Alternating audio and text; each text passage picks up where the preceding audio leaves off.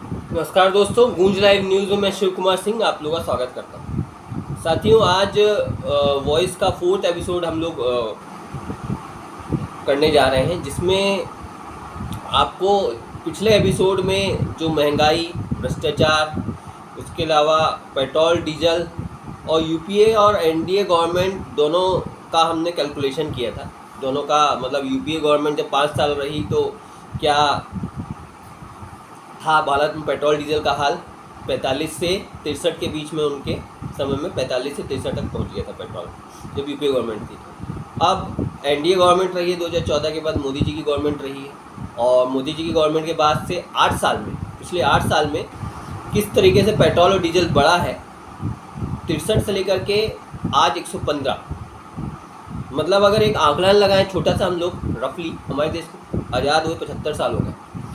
8 साल मोदी जी रहे, 67 साल बाकी सरकारें रही हैं, उसमें अटल बिहारी वाजपेयी भी रहे हैं जो बीजेपी के ही हैं। 67 सालों में 63 रुपये तक जो पेट्रोल और डीजल पहुंचा, उसको डबल करने में मोदी जी ने 8 साल में बड़ा शानदार भूमिका निभाई। 8 साल में जस्ट डबल कर दिया। उसके बाद जो डबल किया वो तो किया ही। प्रधानमंत्री होने के नाते मनमोहन सिंह के ऊपर इल्ज़ाम लगाया जाता था अक्सर, जब यूपी में प्रधानमंत्री वो थे, कुछ नहीं बोलते, लेकिन महंगाई भ्रष्टाचार पे वो काफ़ी कुछ अपना स्टेटमेंट दे देते थे। लेकिन अभी महंगाई और ये सब पे ना तो मीडिया पे कभी ना इंटरव्यू में आते किसी प्रकार के, ना कोई स्टेटमेंट देते। चलिए, आप स्टेटमेंट भी नहीं दे रहे, कोई दिक्कत नहीं। उसके बाद उनके जो हुल जुलूल मंत्री और सांसद और विधायक हैं, उनके सहयोगी, उनके पार्टी के, उनके हुल जुलूल जो स्टेटमेंट रहते हैं, उनको डिफेंड करती बीजेपी नज़र आती है। मोदी जी एक शब्द अपने सहयोगी को नहीं बोलते कि आप जनता के दर्द पे नमक ना छिड़को। तो आज देश में स्थिति ये हो गई है कि आम आदमी का जीवन मुश्किल हो गई है, और बोलते हैं ना, जिसकी लाठी उसकी भैंस। आज देश में स्थिति यही हो गया है, जिसकी लाठी उसकी भैंस। तो ज़्यादा देर आपका वेस्ट नहीं करूँगा। आज मैं आप लोग को उन स्टेटमेंट को लेकर के आया हूँ, जो स्टेटमेंट हुल जुलूल स्टेटमेंट जो बीजेपी के जिम्मेदार पोस्ट में रहते हुए विधायक और सांसदों ने समय समय पर दिया है। दरअसल इसको लाने के पीछे एक रीज़न है। बीजेपी जब विपक्ष में थी तो क्या कहती थी, पेट्रोल और डीजल ये सब को लेकर के। आज जब सत्ता में है तो किस प्रकार का असंवेदनशील बातें उनके जो मंत्री हैं और नेता हैं करते नज़र आते हैं, इससे साफ समझ में आ जाता है। और कितने वो देशभक्त हैं, और मोदी जी कितना अपने सहयोगियों को मैनेजमेंट का पाठ पढ़ाते हैं और साथ के साथ डिसिप्लिन में रखते हैं, और हुल जुलूल स्टेटमेंट ना देने की हिदायत देते हैं। इससे समझ में आता है। सबसे पहले शुरुआत मोदी जी से करूँगा। मोदी जी जब गुजरात के मुख्यमंत्री थे, सन 2013 की बात है, जब कांग्रेस गवर्नमेंट मतलब यूपीए गवर्नमेंट राज में थी, उस समय में पेट्रोल का दाम 63 हो चुका था, 63 रुपये था। तो एज ए मुख्यमंत्री रहे, जब वो मुख्यमंत्री थे, गुजरात के अहमदाबाद में एक भाषण में उन्होंने कहा था कि आज महंगाई इतना बढ़ चुकी है कि आम आदमी का जीवन दुश्वार हो चुका है। अगर यही हाल रहा तो आम जनता कहाँ जाएगी। बीजेपी अगर सत्ता में रहती है तो बीजेपी इस पेट्रोल को बढ़ने नहीं देगी, महंगाई बढ़ेगा नहीं, इन्फ्लेशन को भी काबू में करके रखेगी पूरी तरीके से। ये उनका स्टेटमेंट था। उसके अलावा विभिन्न प्रकार के उनके जो नेता हैं वो अलग अलग तरीके के स्टेटमेंट देते थे। जैसे मनमोहन सरकार महंगाई की महामारी बन चुकी है, महामारी बन गई है। साथ में हेलीकॉप्टर खरीद घोटाले, इस टाइप के घोटाले उठाते हुए अलग अलग आंदोलन करते नजर आते थे। अभी इस बात से याद आया, आंदोलन से पिछले कुछ समय पहले बड़े ही दुखी होकर के हमारे देश के प्रधान सेवक नरेंद्र मोदी जी ने एक स्टेटमेंट दिया है। जो आंदोलन, किसान आंदोलन चल रहा था, तो हमारे देश में आजकल श्रमजीवी और आंदोलनकारी, इस तरह के एक स्टेटमेंट दिया था जिसमें बहुत हू हल्ला हुआ था। तो आप देश के प्रधानमंत्री हो, आपको इस तरह के डायलॉग क्या शोभा देता है प्रधानमंत्री।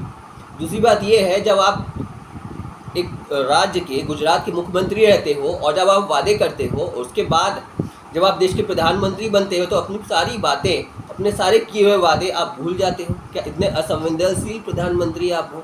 उसके साथ साथ भड़काऊ भाषण आपके जो नेता अलग अलग समय पे अलग अलग टाइम में जो देते हैं वो देते हैं। उसके अलावा जनता के दर्द में नमक छिड़कते नजर आते हैं। अगर महंगाई जिसको ज़्यादा लग रही है तो फिर वो गाड़ी से चलना बंद हो जाए। एक मंत्री बोलते हैं कि क्या बोलते हैं, आजकल गाड़ी से चलता कौन है? 95% लोग तो साइकिल से चलते हैं, केवल 5% लोग हैं जो गाड़ी से चलते हैं।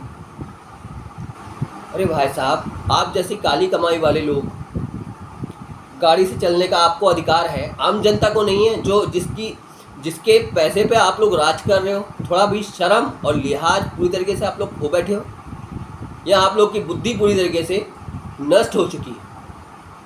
साथ में मोदी जी हमें आप ये भी बता दें, जब आप गुजरात के मुख्यमंत्री थे, आप कहते थे, आप प्रोसेस बताते थे, आप तरीका बताते थे, इस तरीके से महंगाई को कंट्रोल किया जा सकता है, इस तरीके से पेट्रोल और डीजल को कंट्रोल किया जा सकता है, हम तो ये करते हैं, हम तो ऐसा करते हैं। और आज आप प्रधानमंत्री हो, लंबी लंबी बातें हाँकते हो, और आज आपकी कोई जवाबदारी नहीं है।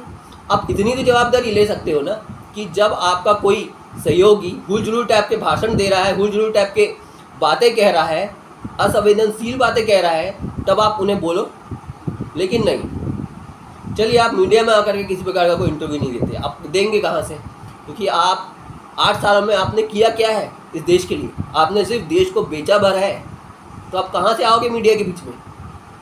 मीडिया के बीच में क्या उनके सवालों का आप जवाब झेल सकते हो? आप में है दम? दूसरा पॉइंट ये है साथियों, आज जो मैं बात करने जा रहा हूँ, आज अलग अलग प्रकार के आज जो मैं लेकर के आया हूँ, बीजेपी के जो पुराने नेता हैं, मंत्री हैं और बड़े जिम्मेदार पोस्ट पर हैं, उनकी मैं बातें आप लोगों को सामने लेकर के आ रहा हूँ। उसके माध्यम से इससे पता चलता है कथनी और करनी में क्या अंतर होता है।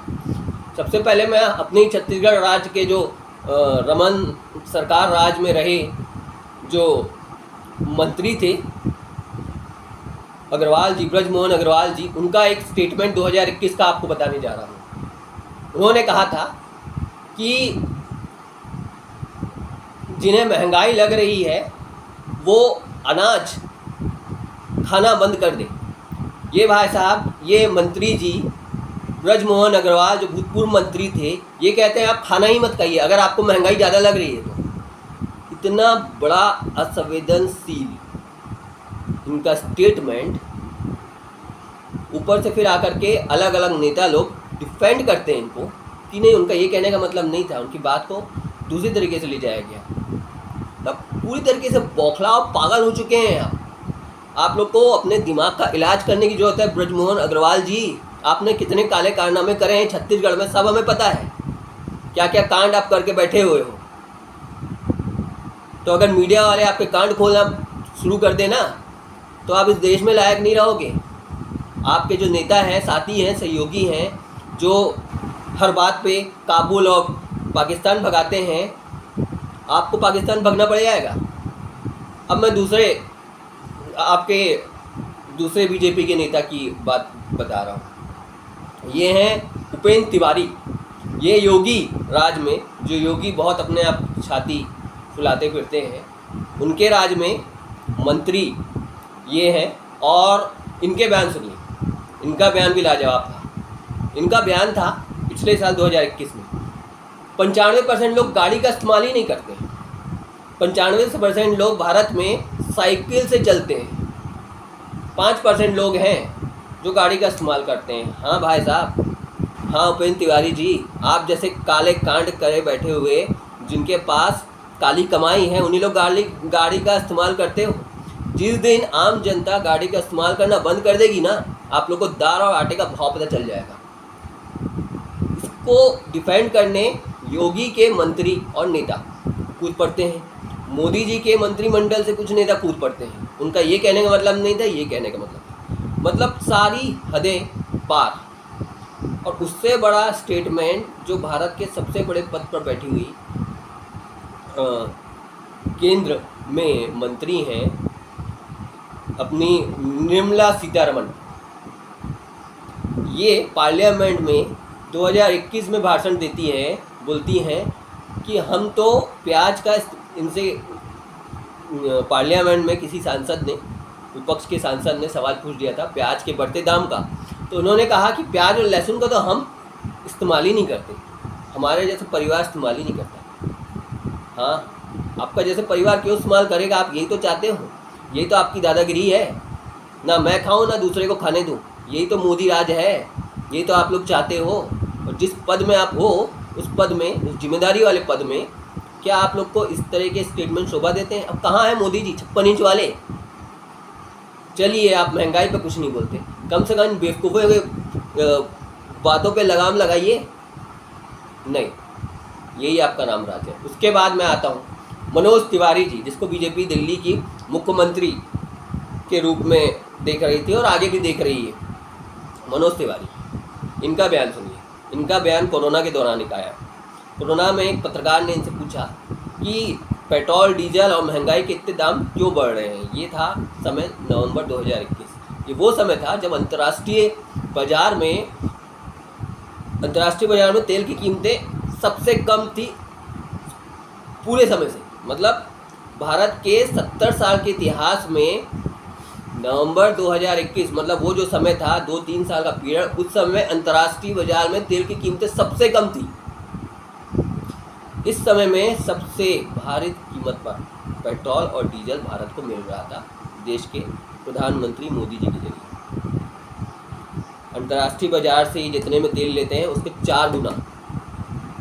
पिछले एपिसोड में मैंने आपको बताया पेट्रोल में कितना टैक्स लगता है गवर्नमेंट का, सेंट्रल गवर्नमेंट का, और कितना टैक्स लगता है स्टेट का।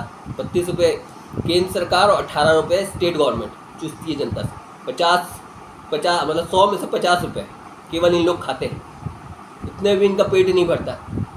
अंतर्राष्ट्रीय बाजार में जो दाम है, वहाँ से दाम से कुछ अलग ही लेकर के इन लोग आते हैं। उसके बाद फिर मैं आप लोगों को बता रहा हूँ, ये तो हो गई निर्मला सीतारमण। अब मैं बात कर रहा हूँ आपसे, एमपी के मिनिस्टर रहे रतन लाल जी। रतन लाल जी एक पत्रकार को बोलते हैं कि देश में लोगों को, जनता को अगर चलना है तो साइकिल से चले, अपनी हेल्थ की जिम्मेदारी ले। क्या जरूरत है गाड़ी को इस्तेमाल करने की? जो पत्रकार बोलता है कि आपके जो एमपी के मिनिस्टर हैं, वो आपके जो मंत्रालय है उसमें भी जो बैठे अधिकारी हैं और आप लोग, ये बात मैं सबके लिए कहता हूँ, बोल रहे हैं, अपने लिए भी। तो फिर आप पैदल चलना क्यों शुरू नहीं करते हैं? रतन लाल जी हैं, साइकिल से चलना क्यों शुरू नहीं करते? इस बात को गूंज और मैं भी पूरी तरीके से समर्थन करता हूँ। बिल्कुल साइकिल में चलना चाहिए, बिल्कुल पैदल चलना चाहिए, हेल्थ के लिए बहुत अच्छा है। सही कहा आपने। सारी गाड़ियाँ बंद करिए, पेट्रोल की गाड़ियाँ सब आप बंद कर दीजिए, बंद कराइए। क्या इतनी हिम्मत है आप में? आपके आका बैठे हुए हैं बड़ी बड़ी कंपनी में, आपके आका बैठे हुए हैं, आपको जीने देंगे? आपको रूस से अभी प्रधानमंत्री नरेंद्र मोदी ने डील किया है। रूस ने कहा है, रूस एक अलग प्रकार के प्रेशर में है, नोटा के चलते अलग प्रकार से प्रेशर में है, यूक्रेन युद्ध में फंसा हुआ है पूरी तरीके से। तो उसने भारत को बोला है कि मैं कम रेट में आपको डीजल और तेल दूंगा। तो इस पर साइन हुआ है कॉन्ट्रैक्ट अभी 15-20 दिन पहले। कहाँ गया वो साइन, कहाँ गया वो कॉन्ट्रैक्ट? पिछले 20 से 25 दिनों में करीब 19 बार दाम पेट्रोल और डीजल का बढ़ा है। 98 था, आज 117 पहुंच गया है। आप लगा सकते हो हिसाब। उसके अलावा अलग अलग समय पर अलग अलग जो मंत्रियों ने, नेताओं ने जो बयान दिए, ये मैं आपको बता रहा हूँ। उसके अलावा एक आंकड़ा नवंबर 2021 में ये देना जरूरी है, जिस समय में सबसे कम तेल की कीमत थी अंतर्राष्ट्रीय बाजार में, जो मैंने आपको बताया, उस समय में 17 बार एक महीने में, ये एक रिकॉर्ड है, 17 बार एक महीने में नवंबर 2021 के समय में पेट्रोल का दाम बढ़ा था। आप सोच सकते हो, एक महीने में 17 बार, मतलब एक महीने में 17 दिन, ये आकलन आप लगा लीजिए। उधर युवाओं में बेरोजगारी है ही है। रोजगार, वो आपको पिछले एपिसोड में मैंने आपको बताया था 2019, 20, 21, 22 से किस तरीके से आज 23.4 करोड़ के आसपास, 2022 में 20.7 करोड़ के आसपास आकलन लगाया गया है इस साल कि बेरोजगारी दर आने वाली है, बेरोजगार युवा होने वाले हैं। 2023 में उम्मीद कर रहे हैं 21.1 करोड़। ये अभी रुकना नहीं है, ये चलते जाना है। उधर सीएनजी दाम, सीएनजी का सबसे हाईएस्ट चल रहा है अभी टर्म 88 पर केजी, 88 रुपये 1 किलो पर केजी दाम है अभी सीएनजी का। इसमें हर राज्य अलग अलग है। तो साथियों, आप लोग या तो इन नेताओं के बातों में आइए, इनसे हर बार बेवकूफ़ बनिए और यूपी जैसे राज्य में वापस जिता दीजिए ऐसे असंवेदनशील लोगों को। या फिर मैं कई बार बोलता हूँ, नेताओं को, मैं केवल बीजेपी के अगेंस्ट नहीं हूँ, सारी पार्टियाँ चोर हैं और ये सारी पार्टियाँ आप लोग के लिए काम नहीं करेंगी। आप लोग को अगर कुछ करना है अपने लिए तो आपको अपने लिए जीना होगा और वोट देने से कोई फ़ायदा नहीं होगा। ये मैंने आपको पहले भी बताया था कि अगर 20% वोटिंग किसी ज़िले में, किसी राज्य में होता है तो वो चुनाव खारिज हो जाएगा।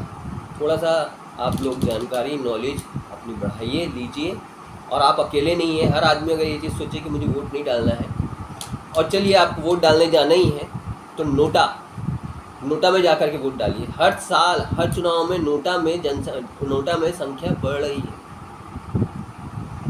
और मोदी जी, आपसे मैं एक बात बोलना चाहूँगा, अगर आपके नेता और आप इसी प्रकार से असंवेदनशील तरीके से चलते रहे तो एक दिन वो आएगा कि हमारी भारत की हालत श्रीलंका जैसी हो जाएगी। आज जो श्रीलंका सड़क पर पहुंच चुका है, श्रीलंका की स्थिति खराब हो चुकी है, भारत की भी वही स्थिति होने वाली है।